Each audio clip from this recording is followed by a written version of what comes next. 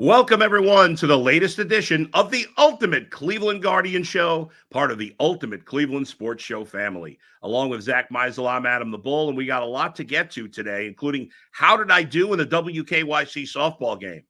It wasn't pretty. Also, we can break down how Jay did and Tyvis and your guy Jason. Oof, what an embarrassing afternoon for him. It's all coming up. Plus, we might talk about the Guardians as well on the Ultimate Cleveland Guardian Show.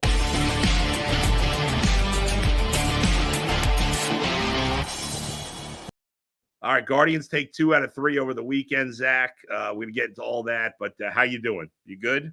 Yeah, I need to hear more. Give me the breakdown. So the WKYC softball game, for the people that were represented, like UCSS was represented. So me, Mikey McNuggets, and Tyvis were on one team. And the other team had Jay, Jason, and Anthony. Do you know Anthony? Works behind the scenes of our show. So anyway, that was the split. We ended up winning a wild 15-13 game in 9 innings. I knocked in the 15th run, by the way. So some serious embarrassing moments, really, for both me and Jason. But Jason must have made 5 errors in the field. Where was he playing? He was mostly well, first of all, each team had like 15 players. So they were all in the field. So each team had like 7 outfielders. It was kind of crazy. But, 3/4 of people there couldn't catch a ball. So it didn't really matter how many fielders you had. We thought Jason was one of the people that could catch a ball.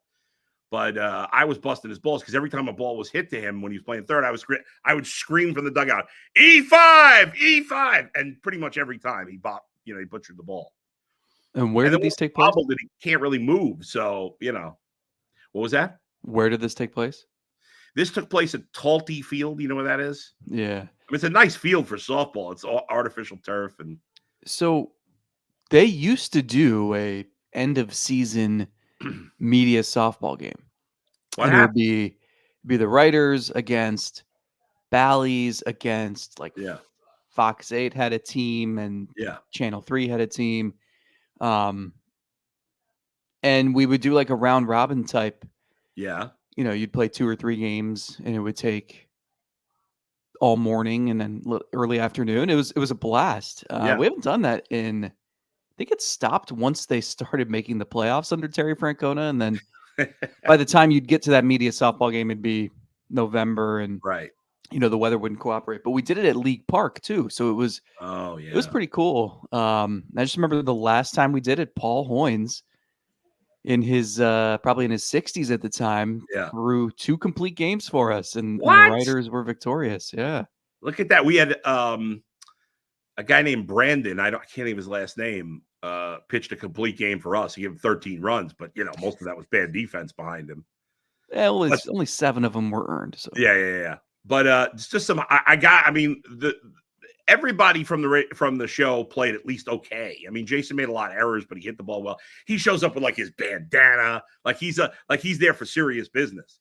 And his son, have you seen his? You know his son, right? AJ. I know all about the son. Yeah. But AJ is his younger son, who's taller than him. He's like, I think he's 13 or 14. I'm not sure exactly. The kid talks like this. He got the deepest voice. He's got the hair going. He's got the eye black. I mean, he was serious business. But Jason did fine at the plate. Jay, at almost 60 years old, made a diving catch. Diving in left field. He caught it and then rolled and held onto the ball. It was pretty impressive. At what age do you think Jay will stop playing baseball? Never. I guess he's going to be like 85 years old and still trying to 100%. Leg out an infield hit. Hey, as much as I bust his chops sometimes, the guy for his age, forget any age, he's in fantastic shape. He still pitches, playing like over 50 baseball, whatever it is, and his team's great. They play for championships, and like he like poo-poos softball, but he was all business yesterday. Like he hit the ball. But one of the funniest plays, I was playing first base for the other team, and I could even out of shape all these years later, I still play a pretty solid first base. I have no jumping ability. I can't move that well. But you throw it anywhere near me, I'm going to catch it most of the time at least. So Jay hits a hard ground ball opposite field to me at first. I get down on like a knee, to keep, get the body in front of it. I catch it. I go. I'm maybe 3 feet from first base, maybe 6 feet. I go to get up. I should have Jay out of first. Easy. Boom, right down. And I started to try to crawl to first base, but it wasn't happening. It was embarrassing. I don't think anybody, they got the video of me like laying there at the end, but I don't think anybody got the video of me actually falling. But I did go 2 for 4 with a couple of ribbies. Mikey McNuggets hit the ball really well. He's a good athlete and he's young. Anthony was Tyvis was And that was the story. But we pulled out the victory. And talks a lot to only be mediocre. I know. Although, did you see when were you there? You were there by any chance when Tyvis took batting practice off of Jay at Progressive Field last week? No, I think I was on the road, but I saw the videos. Oh, yeah, that's right. Yeah, so he had one like good shot to the outfield, but anyway. Speaking of victories, the Guardians got a couple this weekend after losing Friday night. And I'll tell you, we were on Friday and it was doom and gloom, certainly. And then Tanner Bybee goes out there Friday and pitches like crap. I mean, this is his worst start in a while. And I get up Saturday morning and I'm like, oh my God, what a disaster. I'm not saying everything's fixed, obviously, but certainly they needed those 2 wins. And as bad as they played last week, they've actually increased their lead in the division, up 3 on Kansas City and 3 on Minnesota as they start this massive 4-game series. The first game's about 4 hours from now of the doubleheader. But that was big getting those 2 victories, the blowout on Saturday and then the close game yesterday. Yeah, even I never want to pay too much attention to what a player, coach, or general manager is going to say because they have an agenda. Their goal is to just say whatever is going to make the least amount of noise. And so this team has been so, they say, oh, it's 162 games. Oh, it's the ebbs and flows of a season. And that some of that is true to an extent, but you can't deny what has happened in the standings and the style of baseball that this team has been playing for the last month. And the fact that it does add pressure. Like, they're not naive to the fact that they had a 9-game lead. Now they don't. Yeah. So I think just for the sake of exhaling, being able to relax, that game Saturday where they scored 13 runs. Yep. And then to finish it off and to win 2 or 3 going into a huge series, I think it does more for the psyche than anything else. I mean, they didn't play particularly great on Sunday, but they won. And that's all that matters. And now you create a little bit of breathing room, a little bit of margin for error. I think one thing that gets forgotten is they have the tiebreaker over the Twins. So that 3-game lead is theoretically a 4-game lead on them.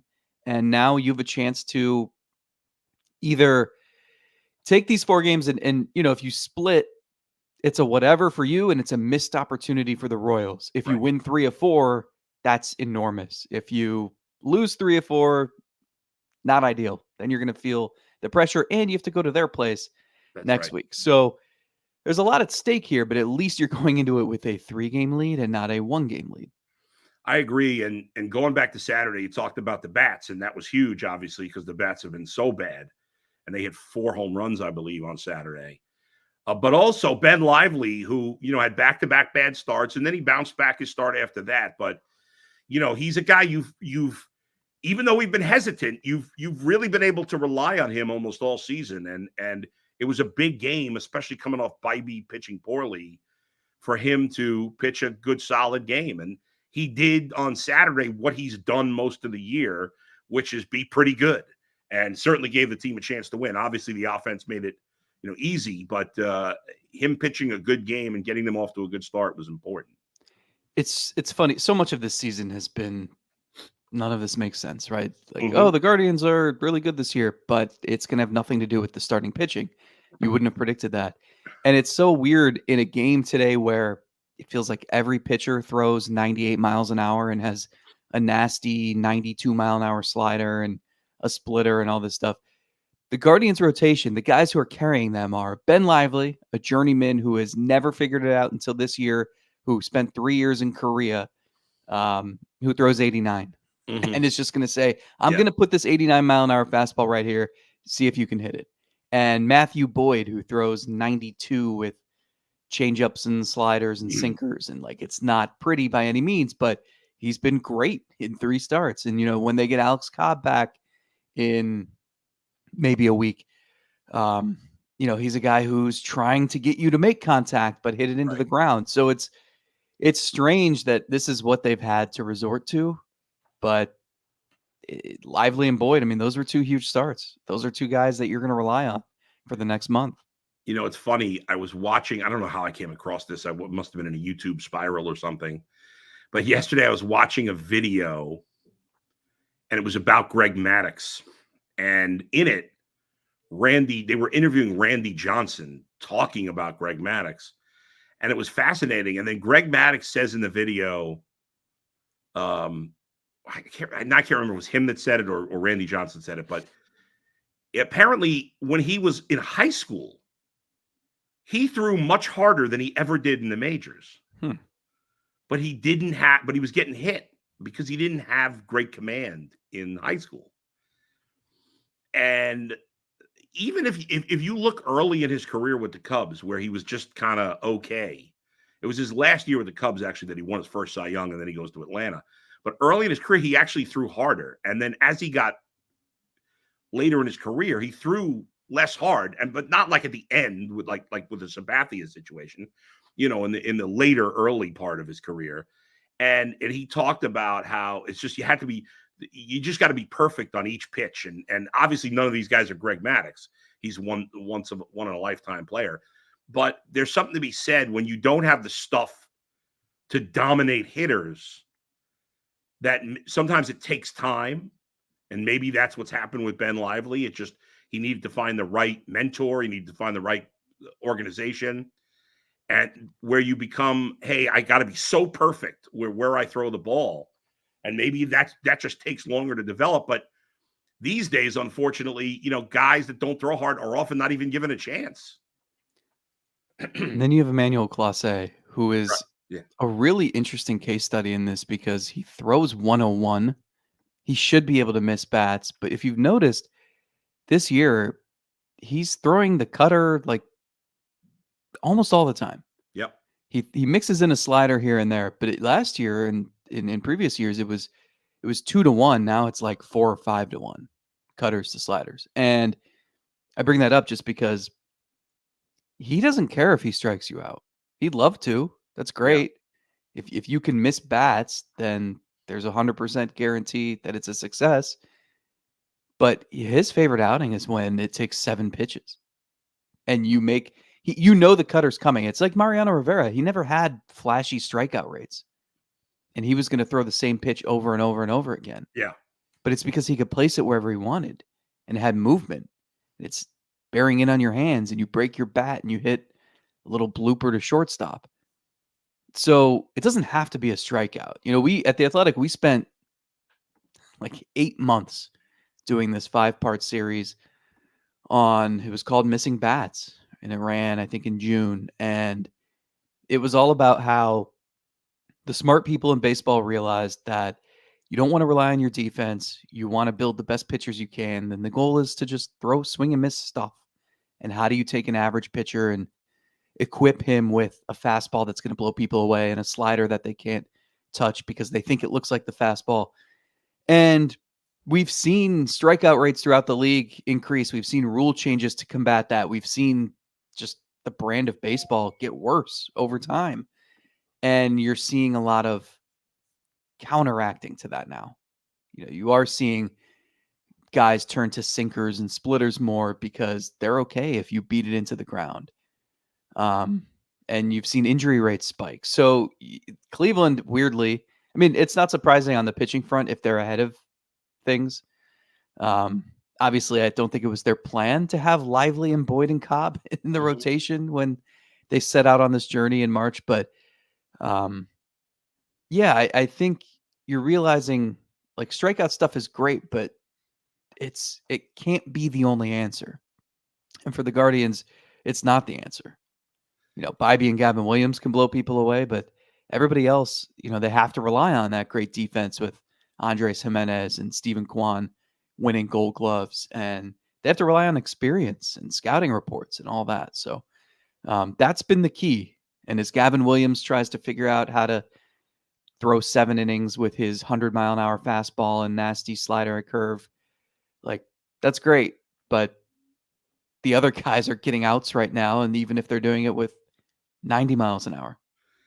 To your point, Zach, here's the list of guys that have pitched at least 1 inning for the Guardians this year that have a better strikeout rate than Emmanuel Clase. Shane Bieber, Cade Smith, Scott Barlow, Tyler Beatty, Wes Parsons, Spencer Howard. Yes, Spencer Howard.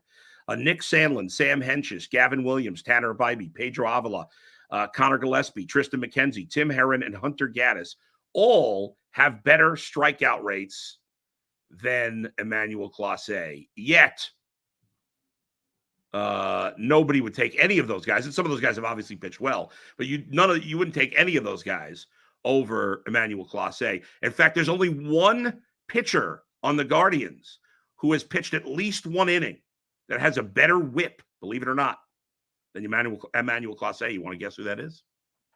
I don't know. You threw Wes Parsons in there. Now my head is just spinning. I was like, I recognize that name, but I swear I never watched that guy pitch this year. I didn't remember him pitching, but apparently he did. He pitched 4 innings.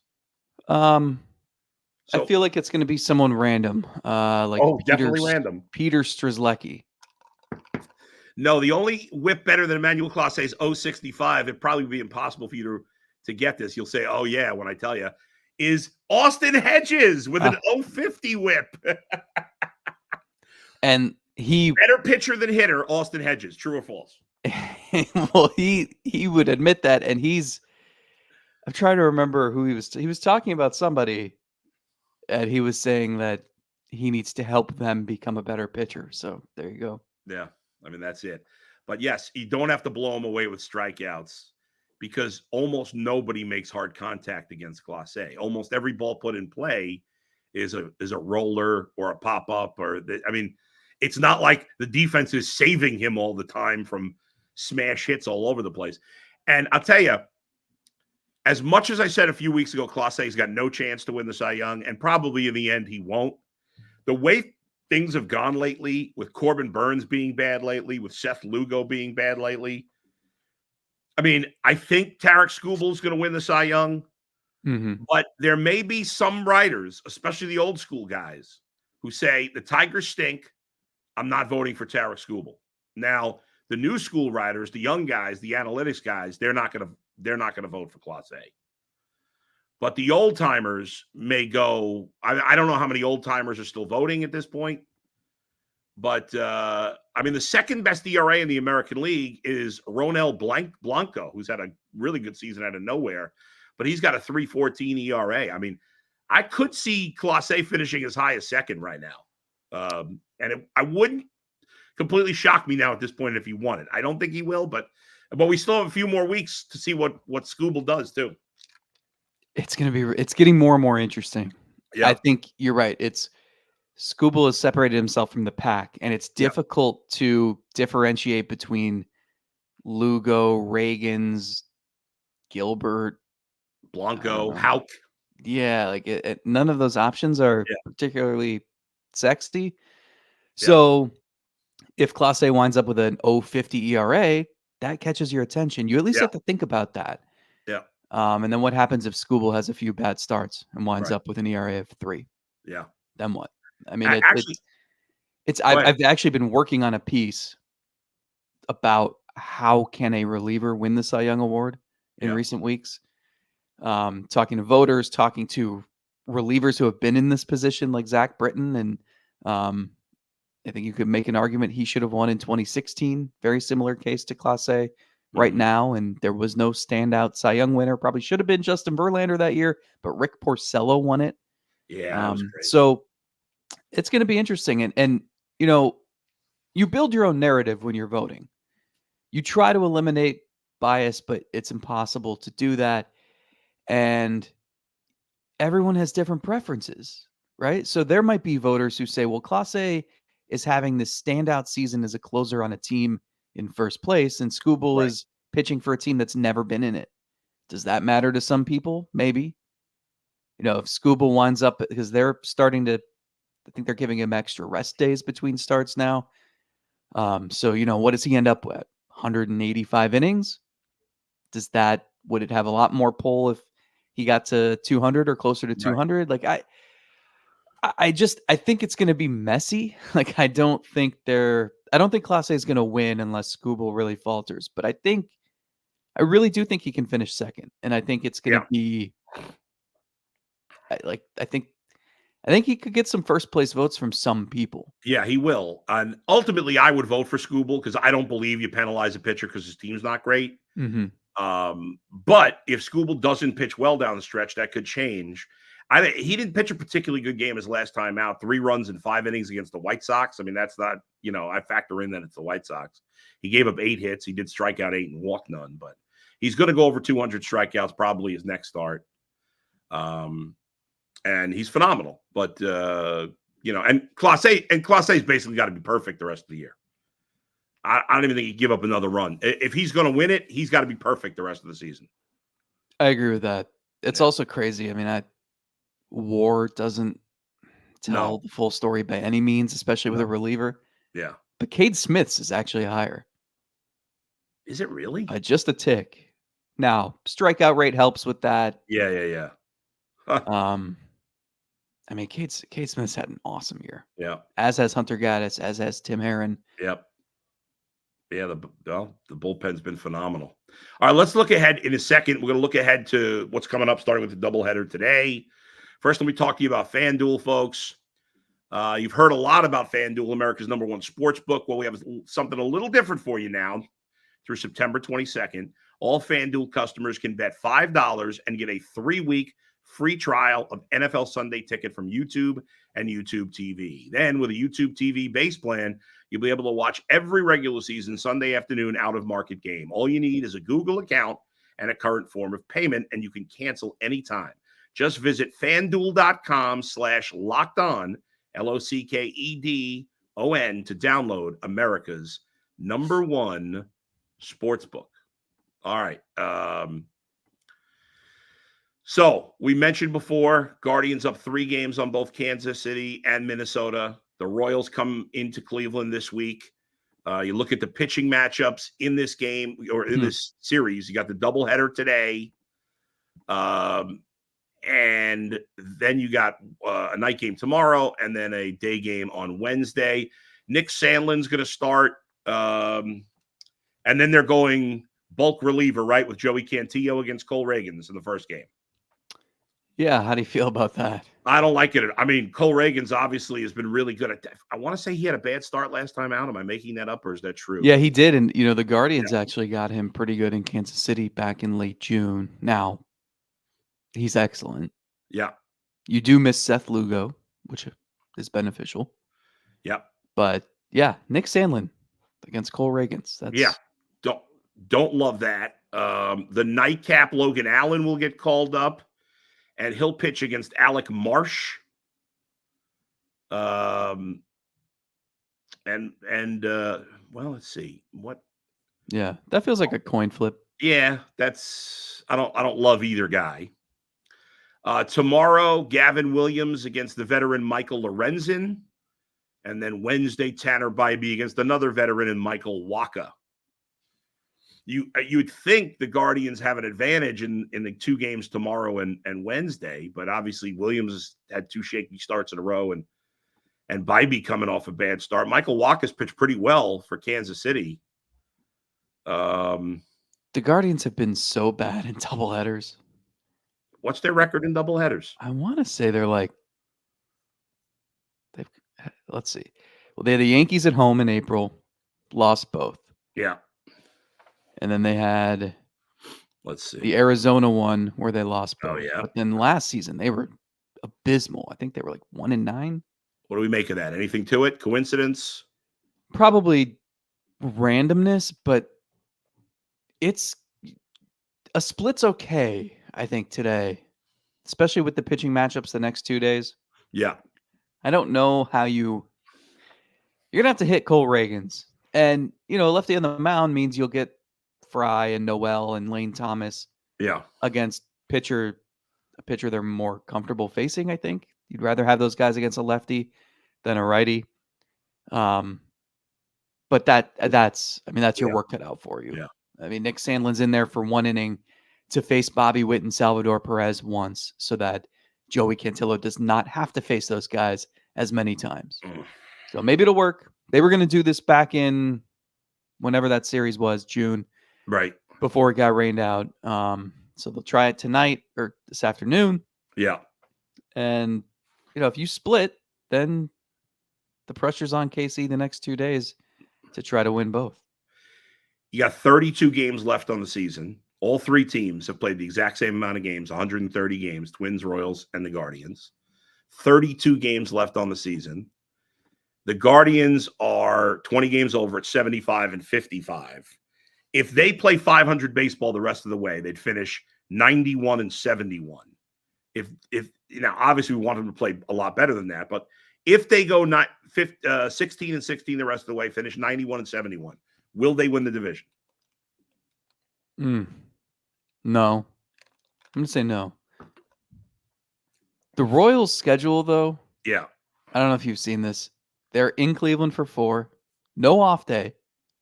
They go right to Houston for 4. Oof. Then they host the Guardians. They host the Twins, and they go to the Bronx for the Yankees. Yes. Now, after that, their schedule is very easy until they play the Braves. They got 4 straight series, Pirates, Tigers, Giants, Nats, which is a nice run for them. But you're right. The stretch for the next 2 weeks for them, 2 weeks and change, is brutal. Mm-hmm. Now, Minnesota, go ahead. I think you got to play a little bit better. I think the Twins can win about 91 games. I think the Royals, that's going to be tough. But, if the Royals win 3 or 4 in Cleveland, then it's not as tough. And all of a sudden, you've got a closer race on your hands. So I don't know. I feel like we come on here every week and we say, this series is huge. But like this, forget all the times we said it in the past. It actually, this is it. It actually matters. Good news here. While the Guardians and Royals are playing each other, the Twins have a 3-game series against the Braves. Now, that's at home. However, they're facing the two of the Braves' best pitchers. Max Fried's going against the Twins today. And then Chris Sale, who, what a rebirth he's had. I mean, that guy, to be injured for so many years, has been fantastic. Might win the Cy Young in the National League. Mm-hmm. He's going in the Wednesday game there. By the way, tomorrow, for someone like you who collects jersey names of random people, you'll like this stat. Tomorrow, I believe, I don't have the facts to back this up, but it's got to be true. Tomorrow's Braves-Twins game has to be the game where the starting pitchers' last names have the most combined letters in the history of baseball, because for the Twins, it's Simeon Woods Richardson. And for the Braves, it's Scott. I think it's Scott is his first name. Is it Spencer? Oh, Spencer. You're right. Spencer Schwellenbach. So combined, that is 13, 18, 22, 24, 26 letters. It's got to, unless William Van Landingham pitched against somebody else with a very long name. I don't know. They're lucky they ruined the jerseys and made the font tiny so that they can fit all of that. I remember I knew someone who had I think they had a Todd Hollandsworth jersey. He played for 5 minutes for the Indians. Yeah. And then Asher Wojciechowski. I remember training with them one year. Yep. And you'd get the letters start at one hip and then work their way around to the other hip. Oh, yeah. 100%. Go ahead. The Red Sox Blue Jays game, you're going to get Danny Jansen, who was on the Blue Jays when the game was suspended, right? Yes. Back months ago, and then he got traded to the Red Sox, and now he's going to play for the Red Sox. Yes. In a game that he already played for the Blue Jays in, and I think he's is he replacing him, pinch hitting against? There's something else there with he's like. Oh, I thought he was just the first player to play for 2 teams in the same game, but it's even more weird than that. Like he's not pinch hitting for himself. He's on a different team, but he's like, let's see, coming in to I don't know. Okay, let's see what the weird thing is here. Chance of baseball history. I don't know. It's a bit strange.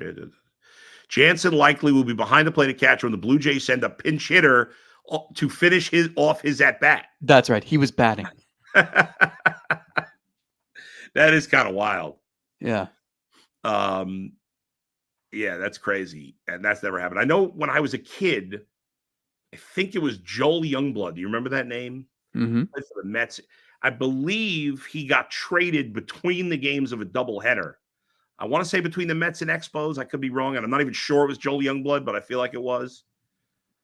And I want to say it was 82 or 81 or something like that. I remember being a young kid, but so that was the closest we've had to this. But now playing in the same game. And we might as well mention there have been 4 players in Major League history who have been traded for themselves. Yeah. Trade for a player to be named later, and you end up being the player to be named later. All right, let's get to the fan comments today. A lot of people watching today. We appreciate it. Ryan, third time the Charm Bull. Doug McKenzie has been pitching well in AAA. With the success of Boyd, Cobb, and Lively, who is the starting 5 rotation? What is starting 5 rotation next year? Is Shane Bieber a part of it? It's a good question. I know it's more of an off-season question, and we could dive into it in the off-season. And we will continue to do the Ultimate Guardian show during the off-season. But I think there's a decent chance now that Shane Bieber's back, right? Maybe a 2-year contract. What do you think? I think it's possible. Oh. I was talking to someone who just made the point that the money. Teams aren't scared by Tommy John surgery anymore. Okay. So you could find a team. The Dodgers do this every year with somebody. Yeah. Who, maybe I think the Guardians would be interested in like a 2-year, $24 million deal, something like that, where you pay him 1 year to rehab, recover, and get back on the mound. And the second year, you hope he's back to his normal self. Right. But a team like the Dodgers or someone who is willing to take more of a financial risk could blow that offer out of the water. Especially since, Matthew Boyd has come back and looked like, this is no big deal. Yeah. You're not supposed to have command for like 2 years after you have Tommy John surgery. That's a good point. So it's possible that Bieber's pitching in a pennant race next summer. And if that's the case, is there a team that would be willing to throw more money at a starting pitcher? The answer is usually yes. What is Ben Lively's contract status? I believe they have control over him because they've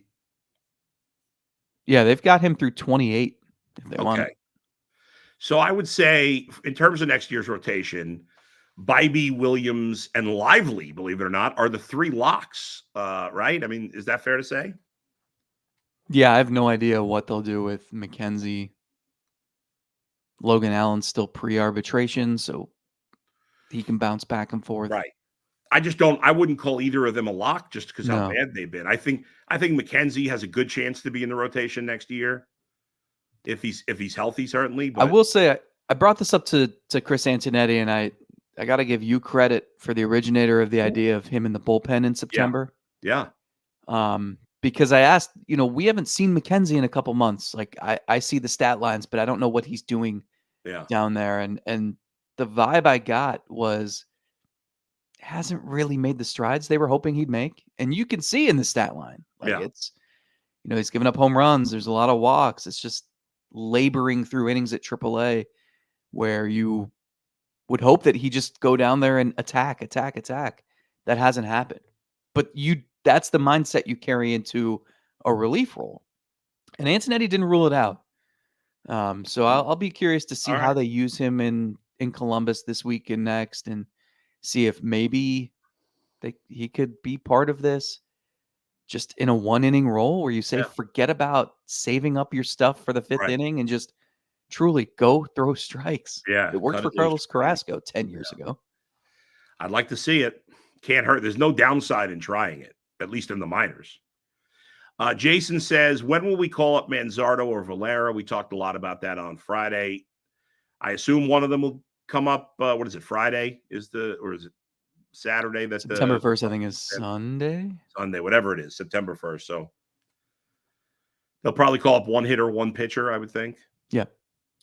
Ryan says, do you sign Matt Boyd at the end of the year? I wouldn't. I think you're catching lightning in a bottle with him. I wouldn't bet on him following it up. But what do you think? I don't know what his market will be. Yeah. And it's more, I mean, they need to set their sights higher somehow. I don't know if that's easier to acquire if you feel like you need a number 3, is that do you get that in a trade? And we've been talking about them making that type of trade for so long. Yeah. Well, they usually don't have to do it for starting pitching. Yeah, that's true. But they kind of, Cobb was a short-term fix. Boyd is a short-term fix. If you feel like you're going to need back-end rotation help, sure. If he's not going to be your only move.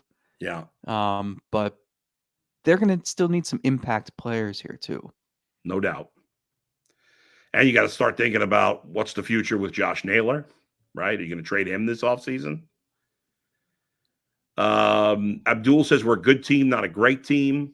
Time will tell. I think that's most of the league, honestly. Yeah, that's true. Albert says, can Big Christmas get to 20 home runs? He hit his 11th on Saturday, his 12th on Sunday. Got a shot. We talked about this because Tyvus made a bold prediction at the All-Star break. And I think Noel had 4 at the time. Yeah. And he said he's going to get to 20. Yeah. And I mentioned it here. And we said, well, he'd have to play a lot. Yeah. And you blink, and he's more than halfway there now. Yeah. He is the fastest player in franchise history to 12 home runs, beating Russell Branyan by 8 at-bats. I don't think you want to be in a list with Russell Branyan, though. He played for like 15 years. Did he really? Yeah. But he was never – it's amazing that he played that long. He was never the player you thought he'd be when he first came up. Yeah, he had 4 seasons of 20 homers. That is crazy that he played 14 years. That's nuts. He played for the Indians, the Brewers, the Padres, the Reds, the Mariners, the Diamondbacks, the Rays, the Phillies, the Cardinals, and the Angels. Hit 194 career homers. You're right. He had 20 for Cleveland in 2001, 24 between Cleveland and Cincinnati in 2002. And then later in his career, at age 33 with the Mariners, he had 31 home runs that year. And then the following year with Seattle and back with the Indians, he had 25. Good call. Better career than I remembered him having. Like the first ever 3 true outcomes guy. Yeah, that's true. Him, Adam Dunn. Adam Dunn was a classic example. By the way, something we did mention also on Friday was that no Guardians outfielders hit 20 home runs since Michael Brantley in 2014, which is a mind-blowing stat. So if he can get there, he would end that. Rusty, Guardians better start looking at any players put on waivers who can help. The problem with that is they're near the bottom of the list. Waiver claims are based on reverse order of record. So the Guardians have one of the last shots at getting guys, off waivers. There's usually not great players going on waivers. It's usually guys that are flawed players like they already have. Leo says, wish Cobb was healthy for the series. Hopefully we can win 3 of 4. Too much torque. I'm hopeful, but worried about the pitching today. Certainly. Undoctrinated doubleheader sweep for my birthday. Happy birthday. Hopefully they will. Rusty, when the front office did the bare minimum to really help this team with old pitchers who can't stay healthy and one platoon player has killed this team. Yeah, we talked about that on Friday. They didn't do enough. Leo, Cobb, and Boyd, great signings. Cobb just has a hangnail, and he'll be ready for the playoff push. I don't know about great signings, but the Boyd move was a nice move. Yeah, he's been better than I thought. And Cobb's supposed to throw a live bullpen like midweek, which could set him up if they decide you don't need a rehab start. He could pitch. I think his day to return eligibility is Friday, Saturday? I don't know offhand. It's one of those days. So he could theoretically pitch this weekend against Pittsburgh. Right. Jared Guzik Music. Don't love our chances with Allen and Cantillo much on the mound today. And he also says he was at the game Saturday and it was electric. Yeah, I mean, you can't listen. If you're the Guardians, I know it's at home. You go into this hoping to pull a sweep. I mean, the first game's gonna be really tough. Although, like you said, they're better against lefties, so maybe that'll help. Reagan's coming off a bad start. We'll see, but it is tough. You can't have much faith in the pitchers they got going today. That's why they play the games, Bull. That, of course, I think it's going to be a split. I do think it's going to be a split. Yeah. And there you go. And then they got a good chance the second and third game because, like you said, they're missing Lugo. They're also missing Brady Singer in the series, who's really been their third best starter. He's pitched very well for them. So, and I think take 2 of the first 3 and go into that finale with Bivey on the mound. Yep. See what happens. Let's go. All right. Thanks to everybody for joining us. Check out the Ultimate Cleveland Sports Show today at 11. I'll have a podcast up later tonight talking about the news on Nick Chubb. He will not start the season on the active roster. He's going to miss at least the first 4 games of the season. Plus, Mike Sando's quarterback tiers are out from The Athletic. That's all coming up later today, both on the podcast and UCSS. Zach and I will be back with another edition of the Ultimate Cleveland Guardians this Friday. Zach, of course, will be at the stadium for the doubleheader today. Are you leaving as soon as we're done here? I am. Yeah, I'm ready to go.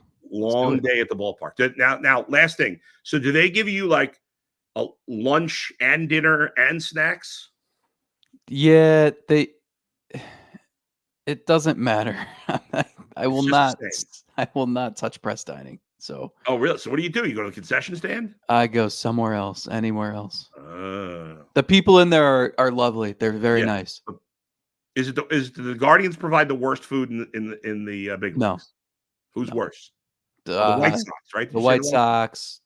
Oakland recovered this year, so that's close. There's some bad ones. There's some really bad. And I just got back from Yankee Stadium where it's like you're eating filet mignon and having it served to you. So there you go. Instead, here you're sharing a sandwich with Hoinsey. All right, we'll see you all, folks. So we'll see you Friday. Thanks for watching. Thanks for listening. Please hit the subscribe. Please hit the like. We'll talk to you next time. Where else but right here, the Ultimate Cleveland Guardian Show.